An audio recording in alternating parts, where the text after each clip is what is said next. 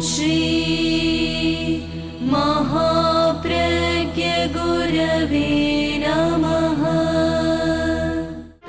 जिसके सांसों में रहता है शाश्वत शांति का स्पंदन, उस महाप्रज्ञ को वंदन, उस महाप्रज्ञ को वंदन। सत्य अहिंसा अनेकांत को अर्पित जिसका तन मन, उस महाप्रज्ञ को वंदन, उस महाप्रज्ञ को वंदन। जिसके सांसों में रहता है शाश्वत शांति का स्पंदन, उस महाप्रज्ञ को वंदन, उस महाप्रज्ञ को वंदन।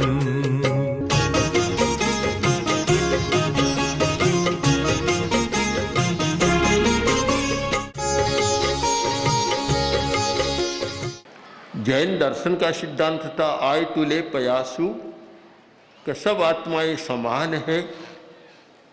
यह सिद्धांत भी व्यवहार को नहीं छू रहा है। भगवान बुद्ध ने 4 आर्य सत्यों का प्रतिपादन किया। वह सिद्धांत भी व्यवहार का स्पर्श नहीं कर रहा है। हमारे सामने एक बड़ा प्रश्न है कि धर्म और दर्शन के सिद्धांत और जीवन का व्यवहार दोनों की ये दूरी है, कैसे मिटे। इस दूरी को मिटा ही बिना हम नैतिकता के विकास की बात नहीं कर सकते। करते हैं तो भी अर्थ कम होता है। ये दूरी कैसे मिटे, बहुत जटिल प्रश्न है। और ये दूरी है इसीलिए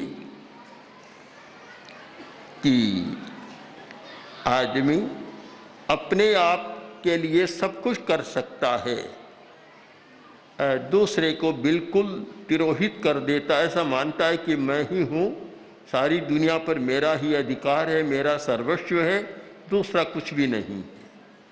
अब कितनी बड़ी दूरी है। सिद्धांत में तो है कि सब आत्माएं समान, सब जीव समान, और व्यवहार पक्ष ऐसा है कि जहाँ अपना ही स्वार्थ देखता है, दूसरे को बिल्कुल देखता ही नहीं। शायद इसीलिए धर्म और दर्शन के प्रति एक अभिप्सा जागृत होनी चाहिए, वह नहीं होती।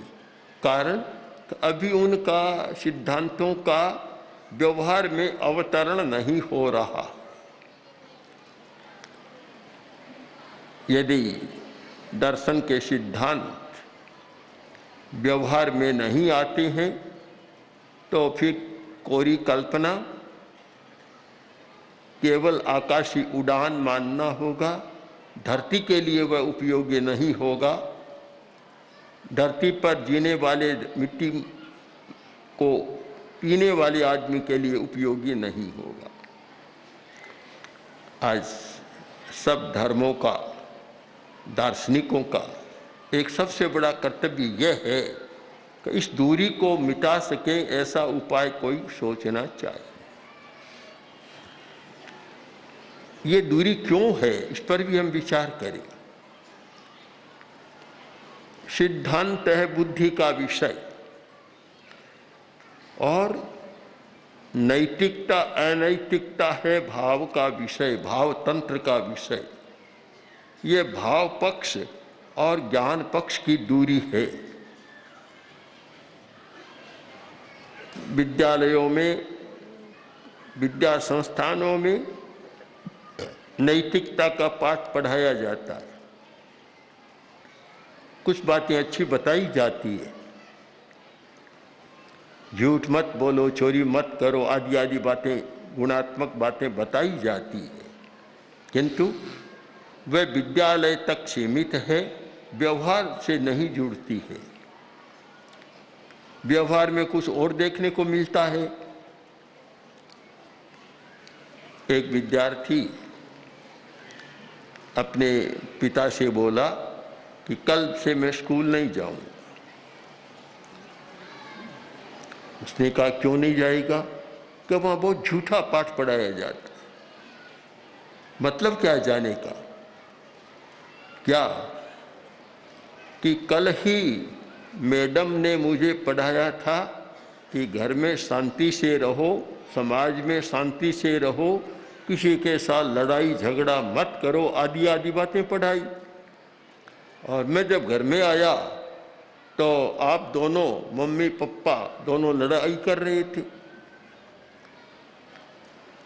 तब मैंने सोचा कि वहाँ तो पाठ पढ़ाया जाता है लड़ाई मत करो, और घर में लड़ाई चल रही है, तो या तो वह झूठ है या ये झूठ है, सच है, क्या है? तो फिर झूठी बात है, मत करो, लड़ाई तो करता है आदमी। मतलब क्या हुआ? अब मैं स्कूल नहीं जाऊंगा। ये एक द्वंद्व, अंतर्द्वंद्व और द्वंद्व जीवन का है, सबके सामने आता है कि जो भी धर्म की बात सुनता है, दर्शन की बात को पढ़ता है, किंतु जब व्यवहार के क्षेत्र में जाता है सबकी विस्मृति हो जाती है। कोई एक कथावाचक, बहुत अच्छे कुशल कथावाचक थे, आए, हजारों लोग कथा सुनने के लिए गए, एक व्यापारी भी गया, उसका पुत्र भी गया। कथावाचक ने बहुत सुंदर प्रतिपादन किया कि सब आत्मा समान है, सबके साथ अच्छा व्यवहार करो। पिता पुत्र प्रवचन के बाद आ गए। पिता ने कहा तुम दुकान पर बैठो और मैं भोजन करके आ रहा हूं। पुत्र बैठा, अनाज का बड़ा धंधा था, अनाज के ढिग लगे हुए थे। पिता 1 घंटा बाद भोजन करके आया तो देखता है कि गौएं घुस गई है, अनाज को खा रही। पिता ने जैसे ही आते ही देखा, आते ही कहा मूर्ख क्या देख रहा है, दुकान पर बैठा है और सामने गौएं अनाज खा रही है, उनको हटा नहीं रहा है। बोला पिताजी अभी तो हम सुनकर आए थे कि सब जीव समान है, अभी तो सुनकर आए थे, तो क्या फर्क पड़ेगा? हम खाते हैं, गौएं खा जाएगी, सब हम समान है, फर्क क्या पड़ेगा? तो पिता बोला मूर्ख ऐसा करेगा तो ये पाटिया दुकान का उठ जाएगा। यह है व्यवहार और सिद्धांत की जो दूरी और अंतर, कि कथा स्थल में तो ये सुनो कि सब आत्माएं समान है, और व्यवहार में आए तब अनैतिकता का आचरण करो, क्रूरता का आचरण करो, क्रूरता का व्यवहार करो, तो दिशाएं 2 बन जाती है। ये कैसे मिटे? जब तक वैयक्तिकता हावी रहेगी, मुझे सुविधा चाहिए, मुझे साधन चाहिए, मेरे परिवार को चाहिए, जो मेरे हैं उन सब के लिए चाहिए, और जहाँ पर आया पर शब्द, दूसरा है, पड़ोसी है, पास के फ्लैट में रहता है, उसके लिए कोई चिंता नहीं हो सकती। कठिनाई में भी शायद चिंता नहीं हो सकती। हम ये इस बात को छोड़ भी दें कि कौन व्यक्ति किसके लिए क्या करता है। मैं मानता हूँ यह नंबर 2 की बात है। प्रथम नंबर की बात यह है कि व्यक्ति दूसरे के अनिष्ट का काम न करे। ये शोषण, ज़्यादा मुनाफा लेना, ज़्यादा ब्याज लेना, आदि आदि जितनी प्रवृत्तियां हैं, ये सारे दूसरे के साथ अन्याय है। और अन्याय इसलिए करता है कि स्वयं को भरने के लिए दूसरे को गड्ढे में डाल देता है। आश्चर्य तो है कि हिंदुस्तान में हजारों हजारों वर्षों से धर्म चल रहे हैं, एक नहीं सैकड़ों सैकड़ों धर्म चल रहे हैं, पर अभी तक जनता की समझ में नैतिकता की बात नहीं आ रही। मुझे ये तो नहीं कहना चाहिए नहीं आ रही है, आ रही है कुछ, पर जिस मात्रा में आनी चाहिए नहीं आ रही है। और यह कहना भी न्याय नहीं होगा कि कभी नहीं आई। हिंदुस्तान का अतीत भी ऐसा रहा है, स्वर्ण युग, मौर्य युग, चंद्रगुप्त का युग, अशोक का युग, ऐसा युग रहा है जिस समय नैतिकता को साक्षात देखने का मौका मिलता था। विदेशी राजदूत आए, यात्री आए, उन्होंने जो हिंदुस्तान का बारे में लिखा है उससे तो लगता है कि यहाँ नैतिकता बहुत प्रबल थी। मेगास्थनीज ने जो यहाँ का चित्र खींचा कि हिंदुस्तान ऐसा है जहाँ रात को ताले नहीं लगते, खुले रहते हैं, फिर भी कोई चोरी नहीं होती। आज तो अगर ताले न लगा कर एक दिन देख ले, ताले लगे तो भी चोरियां हो जाती है, न लगे तो शायद फिर चोरी की जरूरत ही नहीं रहती, उस घर में तो आवश्यकता भी नहीं रहती। यह जो एक अंतर आ गया, अतीत का युग ऐसा रहा है कि जहाँ नैतिकता के प्रति बहुत आस्था थी और व्यवहार में जीवन शैली नैतिकता पूर्ण थी और नैतिकता चलती थी। पर कुछ समय बदला और मुझे तो लगता है कि ये 10 शताब्दियाँ शायद हिंदुस्तान के लिए अच्छी नहीं रही, बहुत अच्छी नहीं रही। इनमें काफ़ी संघर्ष भी आए और नैतिक मूल्यों का ह्रास भी बहुत हुआ है। आज स्थिति बिल्कुल बदल गई। शायद एक समय था अनैतिक व्यवहार करने वाले लोगों को खोजने में कठिनाई होती थी, तो आज तो नैतिक व्यवहार करने वालों को खोजने में कठिनाई हो रही है कि कौन व्यक्ति है। किसी क्षेत्र को देखें, व्यापार के क्षेत्र को देखें तो बाजार भी शुद्ध नहीं है, वहाँ भी गड़बड़ियाँ चलती है। राज्य तंत्र को देखें तो वहाँ भी शुद्धता नहीं मिलती। और तो क्या, धर्म के क्षेत्र में भी अनेक समस्याएं आ रही हैं।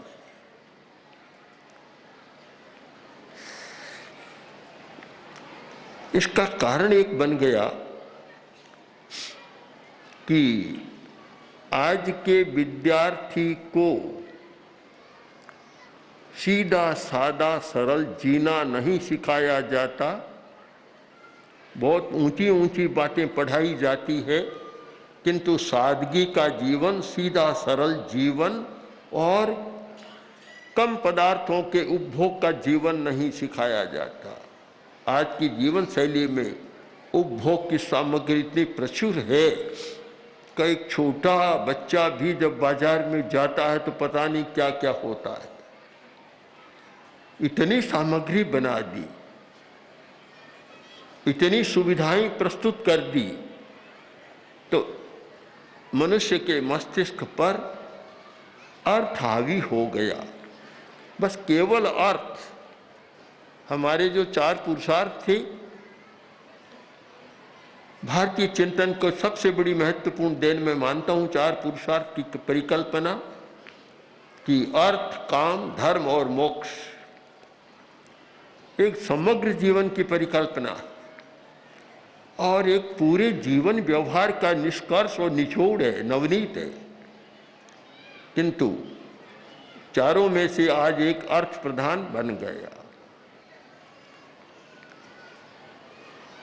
यद्यपि किसी अर्थ में कौटिल्य ने यह कहा था, महामात्य कौटिल्य ने, अर्थ एव प्रधान मिति कौटिल्य, कि चारों में अर्थ प्रधान है। वह एक अपेक्षा है, ठीक बात है, किंतु अर्थ सब कुछ बन गया। जबकि दूसरा चिंतन यह रहा कि एको ही अत्यासेवितो अन्यान बाधते। 4 पुरुषार्थ है, उनमें सबका संतुलित सेवन, काम का भी संतुलित, अर्थ का भी संतुलित, धर्म का भी संतुलित और मोक्ष के लिए भी संतुलित पुरुषार्थ। अतिक होती है, एक आदमी धर्म करता है, सारा जीवन धर्म में लगा देता है और घर को छोड़ देता है, व्यापार धंधा छोड़ देता है, तो वह उसे फिर परिवार रखने का कोई अधिकार नहीं है। अगर अति आ जाए धर्म में तो वह भी समस्या पैदा करती है। उसे संतुलन बनाना होता है कि मैं गृहस्थ हूँ, मेरा दायित्व है परिवार को, कुटुंब का पालन करना है, तो उसके लिए भी मैं पूरा समय लगाऊं। धर्म का अतिसेवन भी समस्या पैदा करता है, तो फिर भला काम का अतिसेवन कैसे समस्या नहीं पैदा करेगा। आज ये यौन उच्छृंखलता की जो बात चली है, उसने समाज को काफ़ी अपराधों में धकेल दिया है और काफ़ी अपराध होने लग गए हैं। अपराध ही नहीं, अनेक नई नई बीमारियां भी उस कारण से पैदा हो गई है। अर्थ की अति भी, अर्थ के प्रति अति आकर्षण भी समाज में जो विषमता को पैदा कर रही है और उसके कारण हिंसा बहुत बढ़ रही है। आचार्य तुलसी ने नैतिक मूल्यों के विकास के लिए अणुव्रत आंदोलन का प्रवर्तन किया था और अणुव्रत का तात्पर्य यही रहा कि सीमाकरण करो। नैतिकता के लिए जरूरी है सीमाकरण, काम की सीमा, अर्थ की सीमा, भोग की सीमा, उपभोग की सीमा।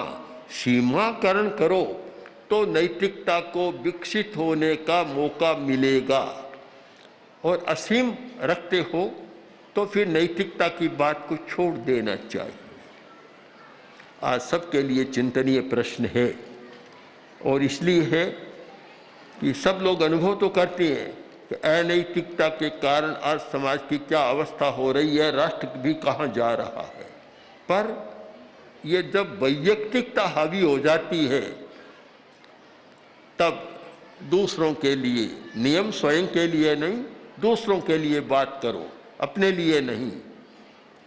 इस वैयक्तिकता की मनोवृत्ति को बदलने के लिए एक कठोर जीवन जीने की जरूरत है।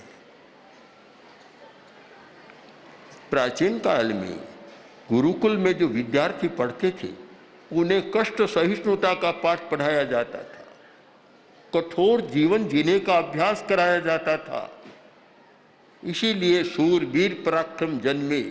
अर्थ में लिप्त रहने वाला कभी शूरवीर पराक्रम नहीं हो सकता, वह तो भीरू, डरपोक, दब्बू आदमी होगा।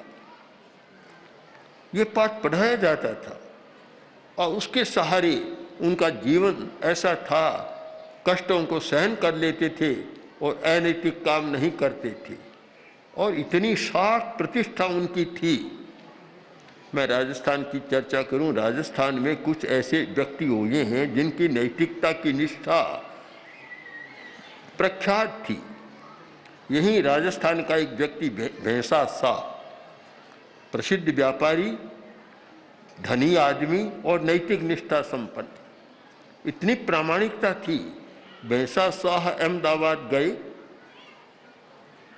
बड़ा व्यापार धंधा था, 1 लाख रुपए की जरूरत हो गई, तो अपने कर्मचारी को भेजा कि अमुक सेठ के पास जाओ और लाख की हुंडी करा लो। वह गया और उसने कहा कि भैंसा साहब के नाम 1 लाख की हुंडी। तो उसने कहा लाओ साक्ष्य क्या। तत्काल जेब में हाथ डाला, एक डिबिया निकाली, और उसमें था भैंसा साहब की मूंछ का बाल। क्या यह इस डिबिया में भैंसा साहब की मूंछ का बाल है, यह रख ले, आप लाख रुपया दे दें। वह मूंछ का बाल रख लिया, पेटी रख ली और लाख रुपये दे दी। क्या आज आप ऐसा कर सकते तो मूंछ के बाल पर लाख रुपया दे दें किसी? लिखा हुआ भी पता नहीं बदल जाता है, तो मूंछ के बाल का तो पता ही नहीं लगता। इतनी प्रतिष्ठा थी। और वह समाज, जिस समाज में विश्वास होता है एक दूसरे पर भरोसा होता है, वह समाज प्रगतिगामी होता है, विकास कर सकता है। जहाँ संदेह रहता है, बाप का भी बेटे पर संदेह है कि कहीं धन गायब नहीं कर दे, भाई भाइयों में संदेह, पति पत्नी में संदेह, सब जगह धन को लेकर इतना संदेह है, कोई किसी पर भरोसा नहीं करता और नहीं कर रहे हैं। इस स्थिति में कैसे समाज अच्छा रह सकता है और कैसे राष्ट्र जितनी प्रगति करनी चाहिए उतनी कर सकता है? नहीं कर सकता। इसलिए एक ज्वलंत प्रश्न है हमारे सामने कि नैतिकता के विषय में पुनर्विचार करें। मैं तो बड़ा आश्चर्य में पढ़ता हूँ। मैंने एक बार जब पूज्य गुरुदेव आचार्य तुलसी मेवाड़ की यात्रा कर रहे थे, मैं रात्रि का प्रवचन कर रहा था, तो वह मैंने एक प्रश्न पूछा जनता से, काफ़ी बड़ी संख्या में लोग थे। मैंने पूछा कि हिंदुस्तान की आबादी कितनी? अब तो बढ़ गई, उस समय 70-80 करोड़ की थी कि 80 करोड़। फिर मैंने दूसरा प्रश्न पूछा कि धार्मिक लोगों की संख्या कितनी? तो बहुत कुछ समझदार विद्वान लोग थे, उन्होंने कहा कि हम कुछ को छोड़ दें, 5-10 करोड़ को, 5-4 करोड़ को, तो 75 करोड़ तो धार्मिक लोग हैं। मैंने तीसरा प्रश्न पूछा, नैतिकता के साथ सारा कारोबार करने वाले लोगों की संख्या कितनी? मौन, कोई उत्तर ही नहीं दे। उत्तर नहीं आया, 2 का तो उत्तर आ गया, इस प्रश्न का कोई उत्तर नहीं मिला। तब मैंने स्वयं कहा कि 50 करोड़, तब कह नहीं आने लगा। 25 करोड़ नहीं, 10 करोड़ नहीं। तब एक भाई बोला 1 करोड़ मिल जाए तो भी बड़ी बात। अब ये धर्म और नैतिकता में इतना अंतर आ गया कि धार्मिक तो है पर नैतिक नहीं। जब तक ये अंतर नहीं मिटेगा कि धार्मिक आदमी धार्मिक तो कहलाएगा, नैतिकता का व्यवहार नहीं करेगा, वह धर्म किसका भला करेगा? हम तो समझ नहीं पा रहे, हमारी समझ में नहीं आ रहा है, तर्क भी कोई नहीं है इसके सामने। इसीलिए आचार्य तुलसी ने लिखा था इस समस्या पर अणुव्रत के संदर्भ में, धार्मिक है पर नहीं कि नैतिक बहुत बड़ा विस्मय है। धार्मिक है पर नहीं कि नैतिक बहुत बड़ा विस्मय है। नैतिकता से शून्य धर्म का यह कैसा अभिनय है। नैतिकता से शून्य धर्म का यह कैसा अभिनय है। धर्म क्रांति ही इस उलझन का, धर्म क्रांति ही इस उलझन का है कमनीय किनारा। बदले युग की धारा, नई दृष्टि हो, नई सृष्टि हो, अणुव्रतों के द्वारा बदले युग की। सचमुच आश्चर्य की बात है और आचार्य वर्ग ने आश्चर्य व्यक्त कर दिया कि धार्मिक है पर से क्या आगे? नहीं कि नैतिक। ये नहीं क्या धार्मिक है नैतिक है, धार्मिक है पर नहीं कि नैतिक बहुत बड़ा विस्मय है।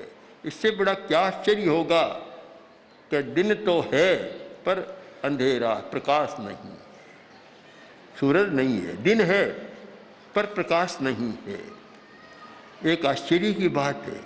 तो धार्मिकता तो है पर नैतिकता नहीं है। उतना ही बड़ा आश्चर्य है कि दिन में अंधकार है। इस प्रश्न पर धर्म के लोग, राजनीति के लोग, समाज के प्रमुख लोग और सत्ता पर बैठे लोग सब मिलकर चिंतन नहीं करेंगे, इस समस्या का समाधान कोई अकेला तो शायद कर नहीं सकेगा। और ये प्रश्न केवल व्यक्ति का नहीं, केवल समाज का नहीं, पूरे राष्ट्र का प्रश्न है। इसलिए इस विषय में, नैतिकता के विषय में सब लोगों को चिंतन करना चाहिए और ये एक निर्णय करना चाहिए कि हम कैसे समाज को इस अभिशाप से मुक्त कर सकें। इस चिंतन में जिनका भी योग रहेगा, जो भी चिंतन करेंगे, मैं मानता हूँ कि वे भारत के सुंदर भविष्य के निर्माण में अपना योग दे सकेंगे। ओम भारत। ओम श्री महाप्रज्ञ गुरवे नमः। ओम श्री महाप्रज्ञ गुरवे नमः। ओम श्री महाप्रज्ञ गुरवे नमः। ओम श्री महाप्रज्ञ गुरवे